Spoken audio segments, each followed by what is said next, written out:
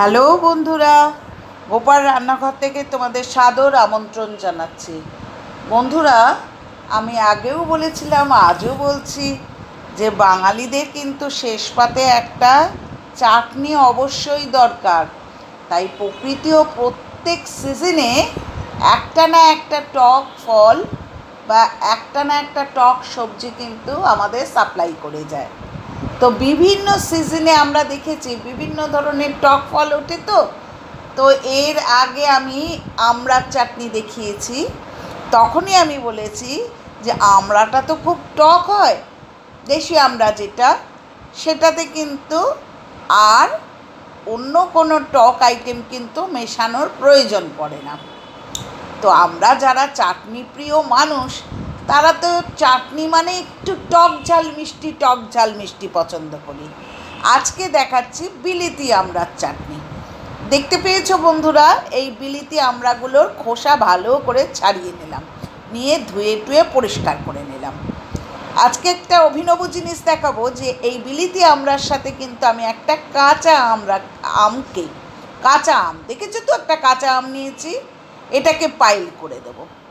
কড়াইতে 1 চামচ সর্ষের তেল দিয়ে 2টো শুকনো লঙ্কা এবং 5 ফোড়নে দিয়ে আমি ওই বিলিতি আমড়াটাকে টুকরো করে কেটে নিয়েছি এবং ওই যে কাঁচা আমটাকে নিয়েছিলাম সেটাকে কিন্তু ভালো করে কুড়ে, অর্থাৎ কাঁসার দিয়ে ভালো করে কুড়ে আমি সেই আমটাকে দিয়ে 1 চামচ নুন দিয়ে দিলাম। দেখো বন্ধুরা, এরপর আমি এই আমড়ার মধ্যে হাফ চামচ কি কোয়ার্টার চামচ হলুদ দিলাম এবং হাফ চামচের মতো আমি কিন্তু লঙ্কার গুঁড়ো দেবো। কাশ্মীরি লঙ্কার গুঁড়োই দেখবো, কারণ কালারটা একটু সুন্দর হয়। দেখেছো বন্ধুরা, আমি কাশ্মীরি লঙ্কার গুঁড়ো দিলাম।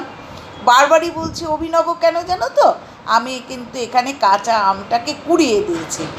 কেউ কখনো না খেলে খেয়ে দেখো কেমন লাগে। এরপর ফুটতে দিলাম, ভালো করে আমড়াটাকে সেদ্ধ হতে দিলাম। তারপর প্রয়োজন মতো যে যেরকম মিষ্টি খাও সেরকম, এর তো কোনো নির্দিষ্ট অ্যামাউন্ট বলা যায় না, কারণ কে কীরম মিষ্টি পছন্দ করো, কার আমরা কীরম টক। ভালো করে ফুটতে দিয়ে দেখো আমি এই মশলার গুঁড়োটা কিন্তু করে রাখি। আমি আগেও বলেছি যে সাদা জিরে, ধনে, মৌরি এবং শুকনো লঙ্কাকে ভেজে আমি গুঁড়ো করে রাখি।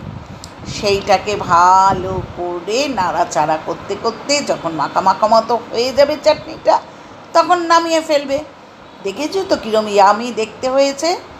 আমার বারবার অনুরোধ রইল বন্ধুরা, একবার তোমরা এইভাবে চাটনি বানিয়ে খাও, অর্থাৎ বিলিতি আমড়ার সাথে একটু কাঁচা আমকে পাইল করে দেখো, আমার কথাটা মেনে দেখো কীরকম খেতে হয়, তারপর কমেন্টে লেখো, ঠিক আছে?